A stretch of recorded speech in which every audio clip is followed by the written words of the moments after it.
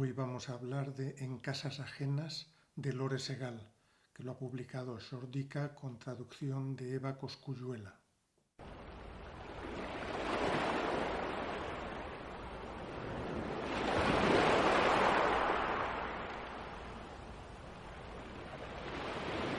Si desconociésemos el contexto, podríamos resumir este libro diciendo que es la historia de una niña, contada en primera persona, que nos habla de sus asuntos cotidianos, de las amistades que va haciendo, de su relación con los adultos con los que convive, también la relación con los padres, cómo su padre le irrita continuamente, cómo está muy unida a la madre.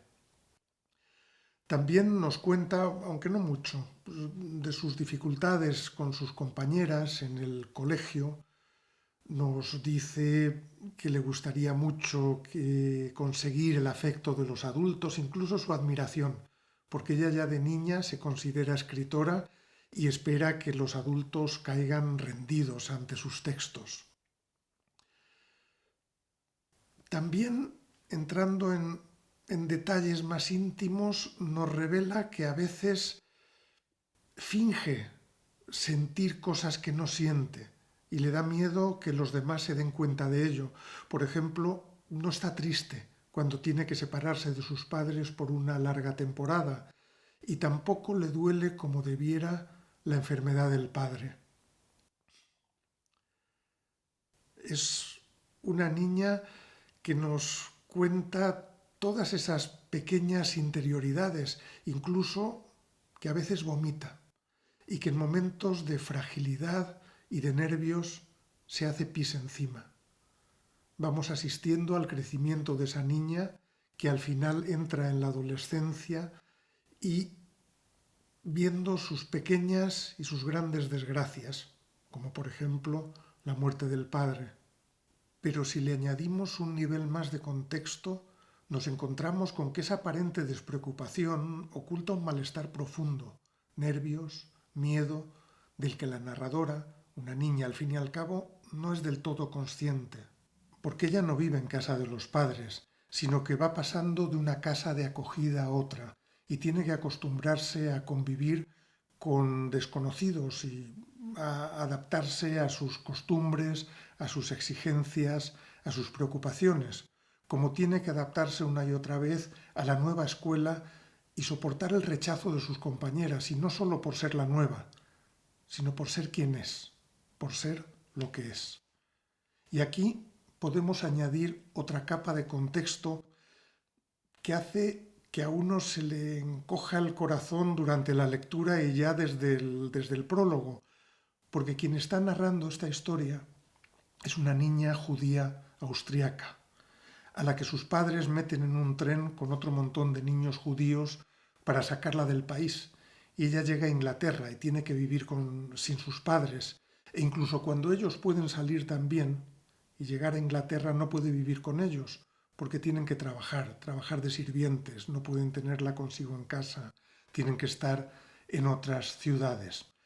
Así que esas narraciones que parecían cotidianas van adquiriendo otra textura. Empezamos a darnos cuenta de que hay toda una serie de emociones, a veces explícitas, otras que suponemos, que discurren por debajo de toda esta historia y casi no hay ninguna que no duela.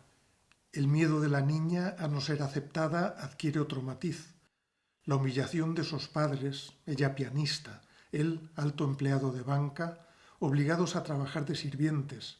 Y no es que el trabajo les resulte tan duro o desagradable, pero sí que los traten como a sirvientes a los que se les hace un favor por darles un empleo mal pagado.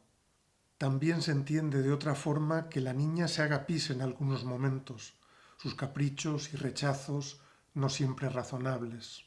Y por unos pocos detalles en los que el libro no se extiende mucho, situamos las escenas familiares en el contexto más amplio de la bestialidad nazi, los amigos y conocidos que desaparecen, los abusos e insultos, sobre todo al principio el miedo de una comunidad que de pronto se ve perseguida, que tiene que soportar los insultos y los ataques de cualquiera, que incluso después de ser expoliados tienen que enfrentarse a situaciones absolutamente absurdas, como por ejemplo esos niños que iban juntos al colegio y que de pronto tienen que ser segregados.